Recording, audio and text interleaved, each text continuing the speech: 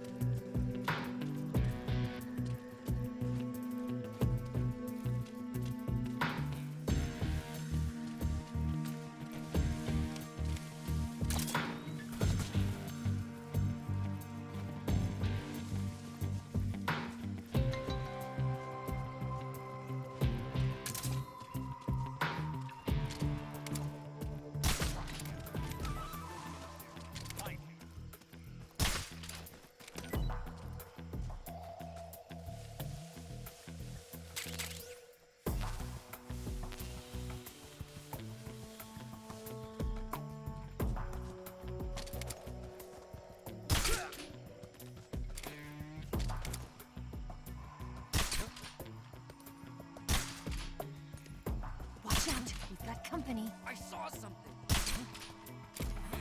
Who's that? There's something there.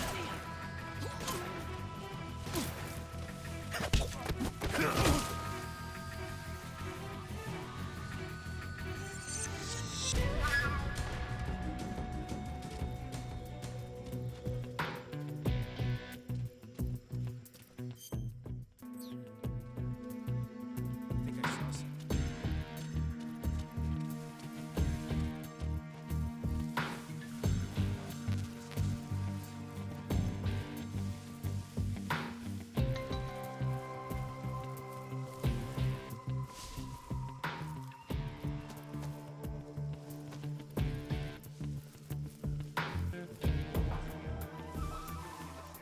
Find me.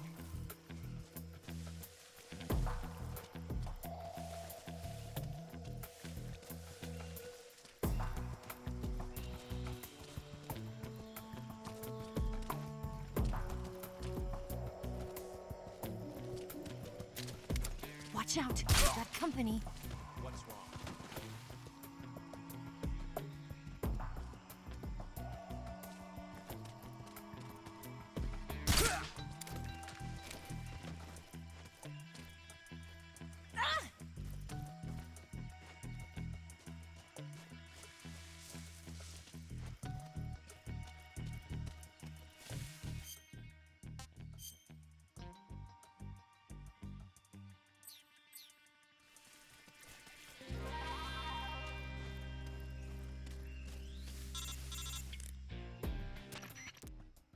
Snake, the lake is just over that cliff. Eva should be able to climb it if you help her. Keep her close to you.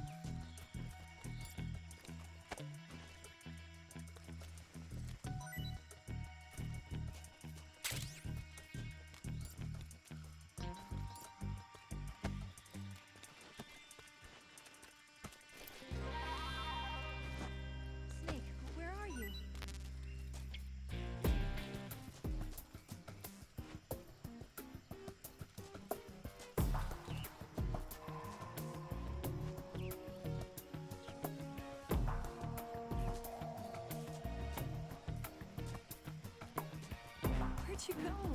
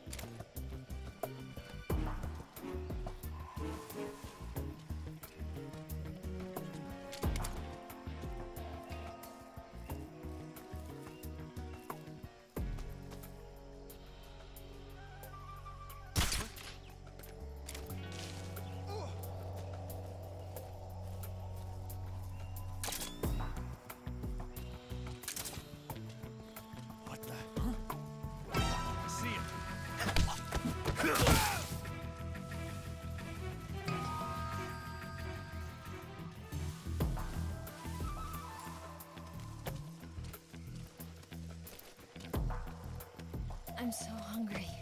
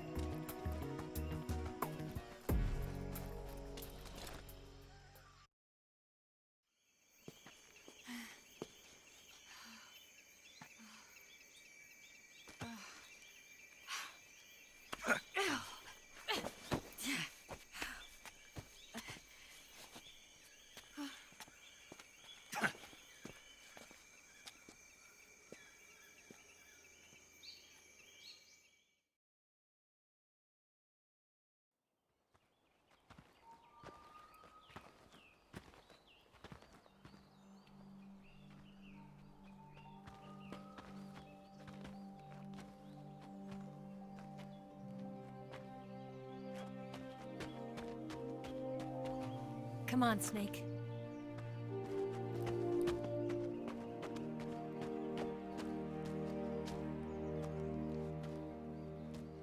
We made it. We made it. Over there.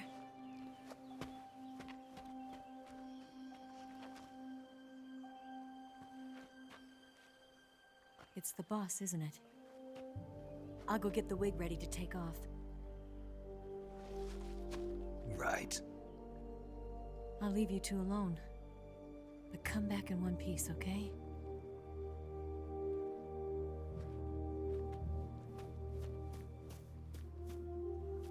Promise me!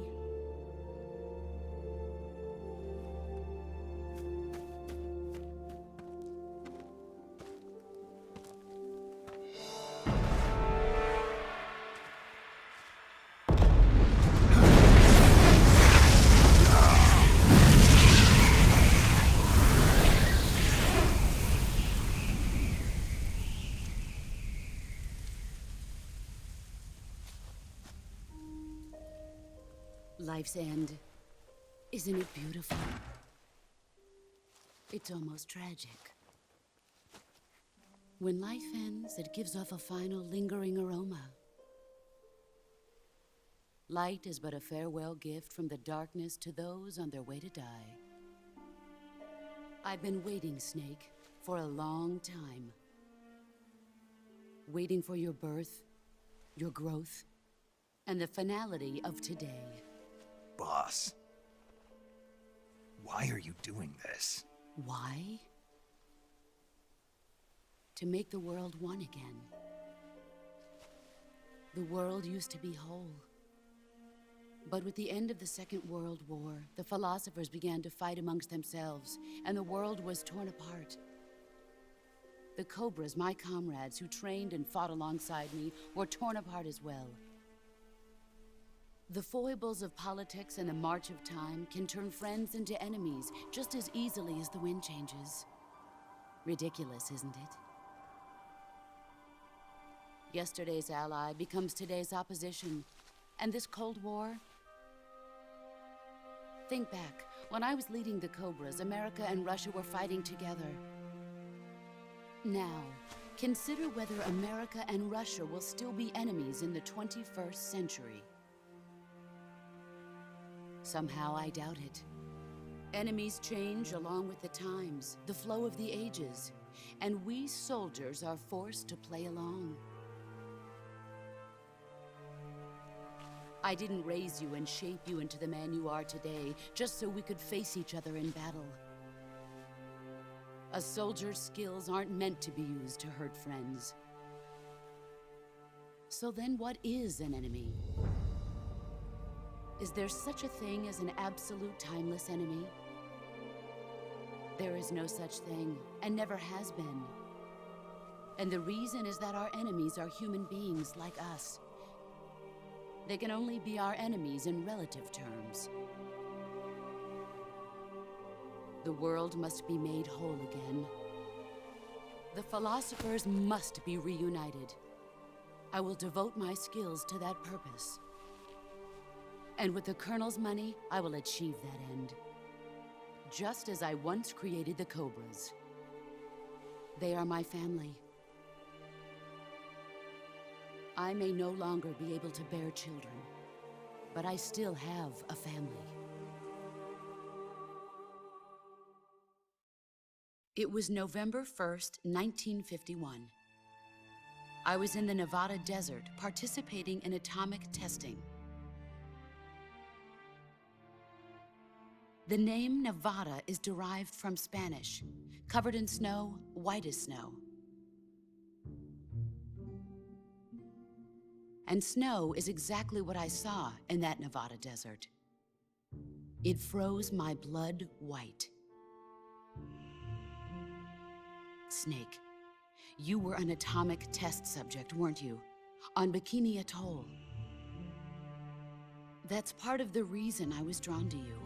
You and I are alike. We're both slowly being eaten away by the karma of others. We'll never have the chance to die peacefully of old age. We have no tomorrow. But we can still have hope for the future. In 1960, I saw a vision of the ideal future from space. 3 years earlier, the Soviet Union had succeeded in launching Sputnik, the first man-made satellite in history, into orbit. This came as a huge shock to the United States. In response, America threw everything it had into its own manned spaceflight project, the Mercury program. Even as the Soviets seemed poised to send their first man into space, America was still experimenting with chimpanzees and rockets. The government wanted human data.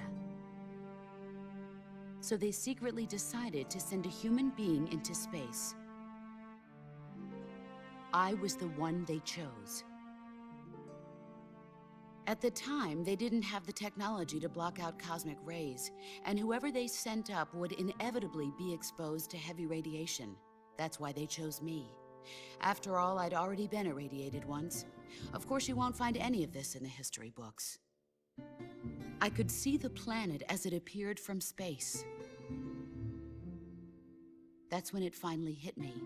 Space exploration is nothing but another game in the power struggle between the US and the USSR. Politics, economics, the arms race, they're all just arenas for meaningless competition. I'm sure you can see that, but the Earth itself has no boundaries. No East, no West, no Cold War. And the irony of it is, the United States and the Soviet Union are spending billions on their space programs and the missile race, only to arrive at the same conclusion. In the 21st century, everyone will be able to see that we are all just inhabitants of a little celestial body called Earth. A world without communism or capitalism, that is the world I wanted to see. But reality continued to betray me. In 1961, I was sent to Cuba, to Bahia de Cochinos. It was part of a CIA-sponsored invasion under the guise of taking Cuban exiles back to their country. But the US government betrayed them. Our weak-kneed president held back their air support. Defenseless, the exiles were annihilated by the Cuban army. All I could do was watch in silence. I was set up by the very country I'd sacrificed so much for, by the very government I dedicated my life to defending. I was driven from the surface world, and I went underground. Then, 2 years ago, I faced the Sorrow, my old comrade in battle. He was my friend. But one of us had to die. I was left with no choice. The Sorrow gave his life for me. There is no enmity between us. One must live, and one must die. That was the mission. The ones who gave me that mission were the philosophers. Early in the 20th century, the true holders of power in the United States, the Republic of China, and the newly formed Soviet Union gathered together in a secret meeting that would later be known as the Wiseman's Committee. The secret pact they formed there marked the beginning of the philosophers. But the last of the original members died in the 1930s. After that, the organization began to run out of control, and the Wiseman's Committee degenerated into a mere shell of its former self. The philosophers of today have no sense of good or evil. Their influence extends to countries and organizations involved in every aspect of every war. They have become war itself. That's how they operate. The sacrifices of war cause a shift in the times. This shift leads to renewed conflict, and in turn triggers the next war. Like a nuclear chain reaction, each conflict sparks countless others, forming an endless spiral that will continue on for eternity. Do you understand what I'm saying, Snake? By consuming me and you, the philosophers intend to keep that cycle going forever. It was my father who explained all of this to me. He was one of them. You see, I am the last remaining child of the philosophers. But after he revealed the truth, my father was killed by that same shapeless, formless organization. And my father isn't the only thing the philosophers have taken from me. In June of 1944, the Cobras and I took part in the landing at Normandy. We'd been given a top-secret mission to locate and destroy enemy V-2 rocket installations. I was pregnant at the time. The Sorrow was the father. I gave birth on the field of battle. A beautiful baby boy. But my child was snatched away from me by the philosophers.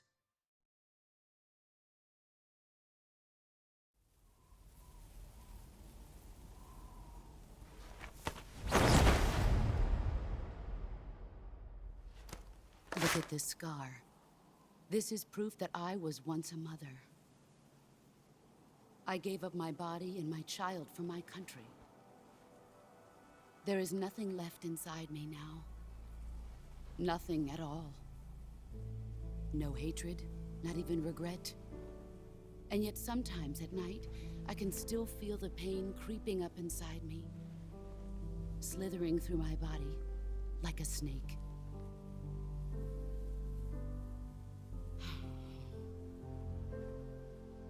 I've never talked this much about myself before. Thanks. Thanks for listening to me.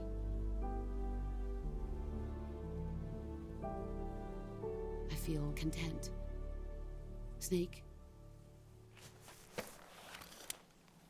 Commence the operation. I raised you. I loved you. I've given you weapons, taught you techniques, endowed you with knowledge. There is nothing more for me to give you. All that's left for you to take is my life, by your own hand. One must die, and one must live. No victory, no defeat. The survivor will carry on the fight. It is our destiny.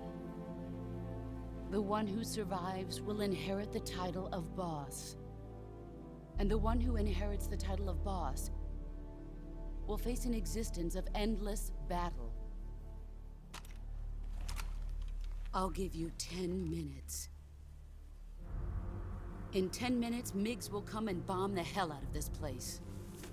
If you can beat me in less than 10 minutes, you'll be able to escape in time. Let's make this the greatest 10 minutes of our lives, Jack. Boss. You're a soldier. Finish your mission. Prove your loyalty. Face me. I come.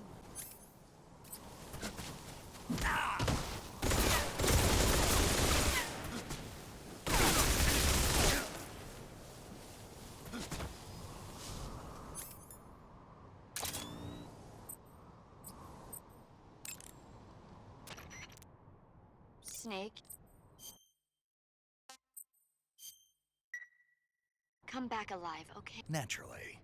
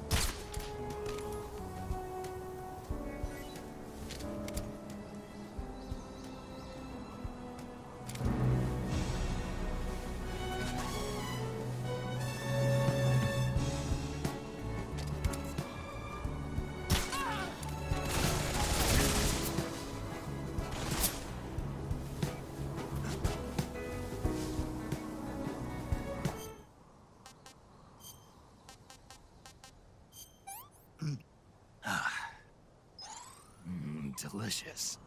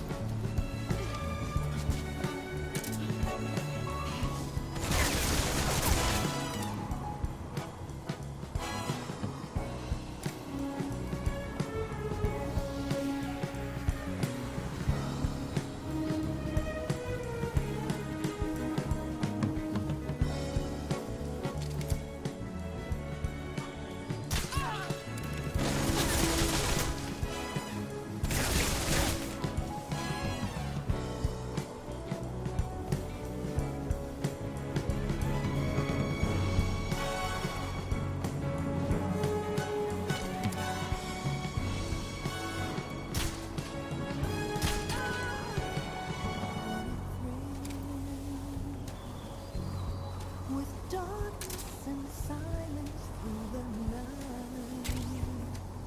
What a thrill.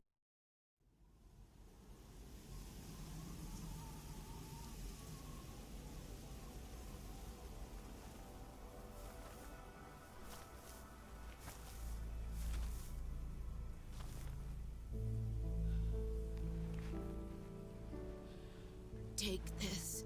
Keep it safe.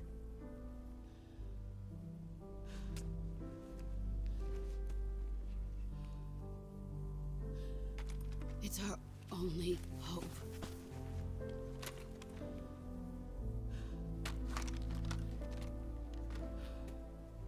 A patriot? Why are you giving me this? Jack. Or should I say, Snake. You're a wonderful man. Kill me. Kill me now. Do it.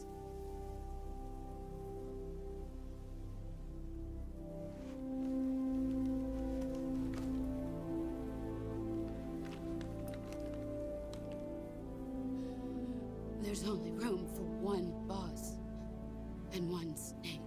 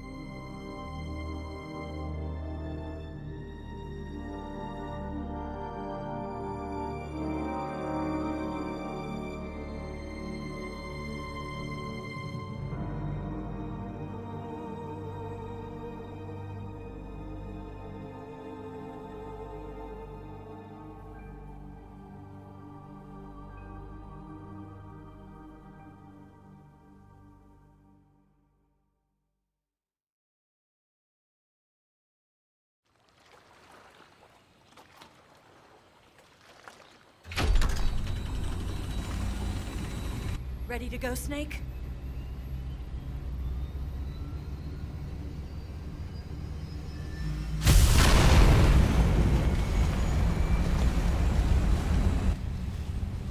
Are you okay? Snake? Yeah.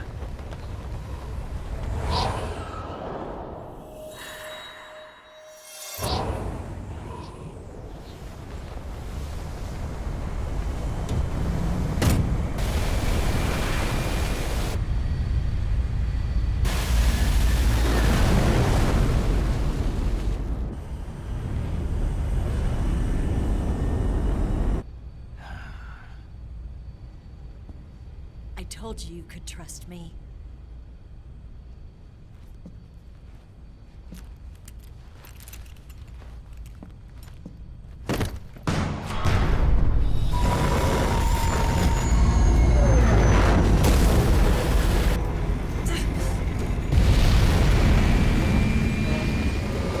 Snake!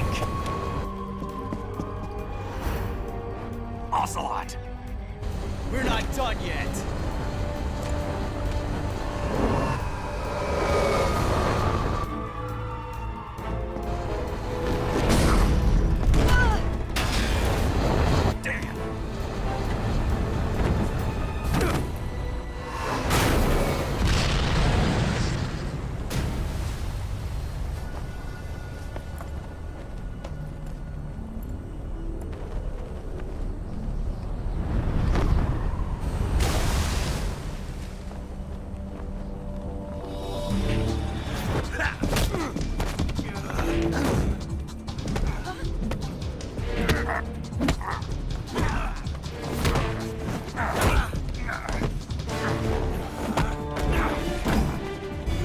Too heavy!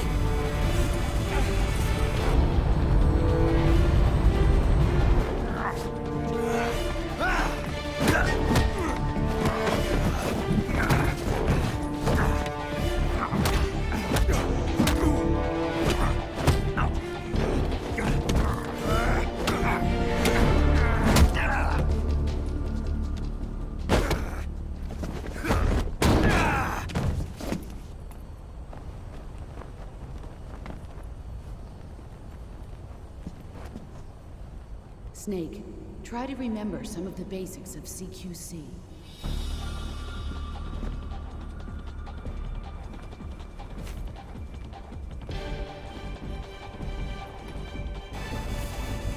Not good!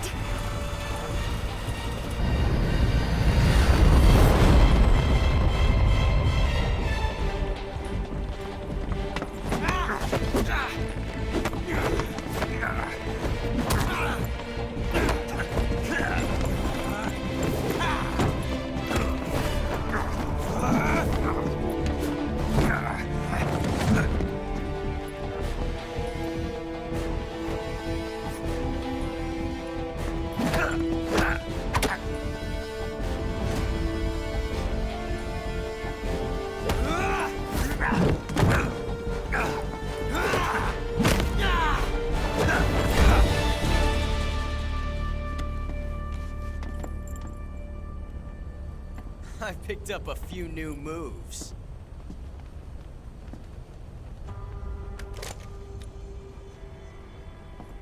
Huh. It doesn't feel right to shoot an unarmed man. But I'll get over it. Eva!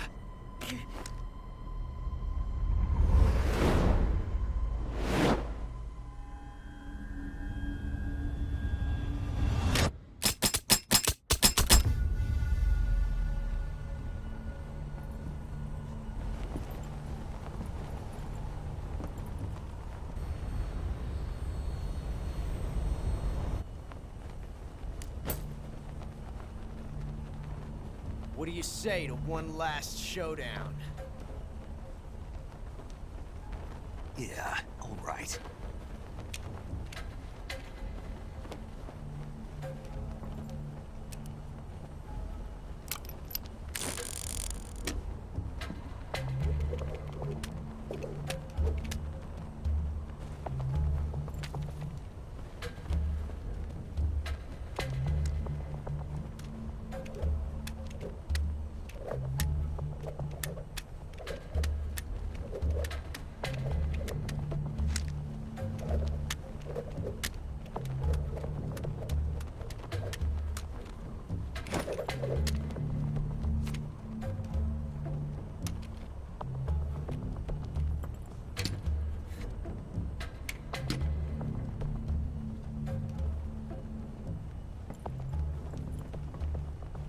What's your name? Snake. No. Not that name. You're not a snake, and I'm not an ocelot. We're men with names. My name is Adamska. What's yours? John. Very well, John. Plain name.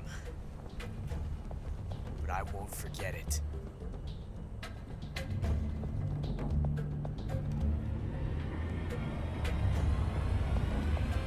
Come on!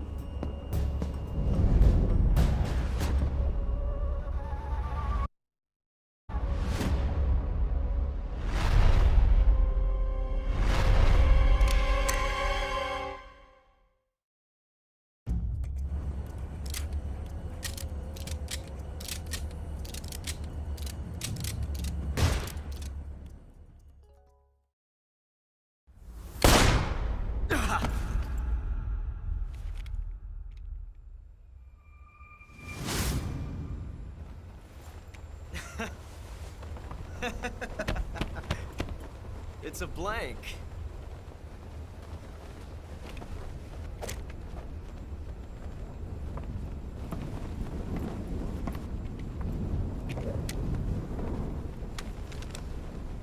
That was fun. Till we meet again, John.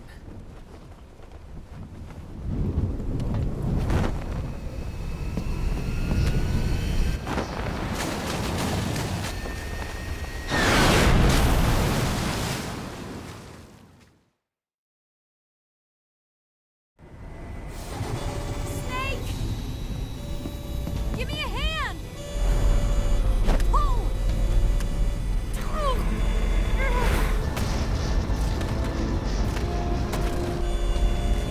Come on, pull up!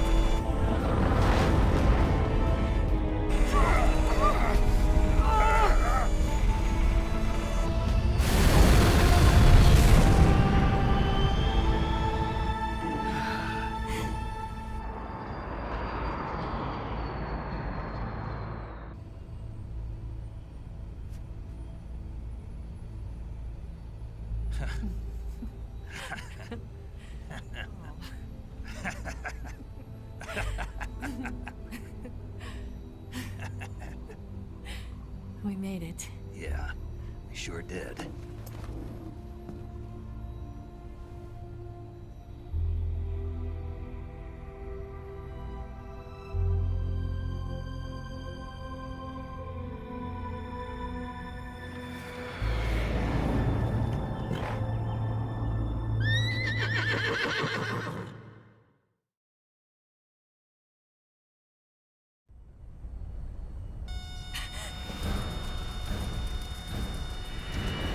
Oh no, Mix!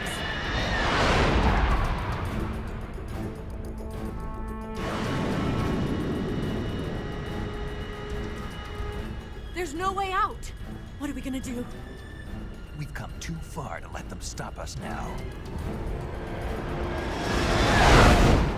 Those things have got to be armed. It's no use. There's no way we can outmaneuver them.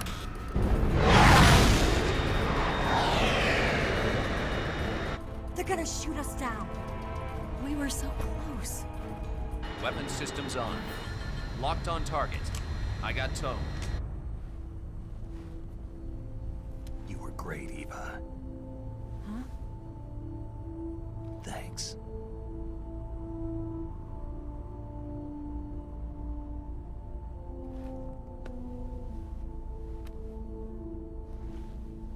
Oak 19, this is Control. Stand by for a direct order from the chairman. Oak 19, return to base immediately. Do you read me? This is a direct order from Comrade Khrushchev. Return to base immediately. Vault 19, do you copy? Understood. Aborting mission. RTB. Look! The MiGs are turning back! Woo!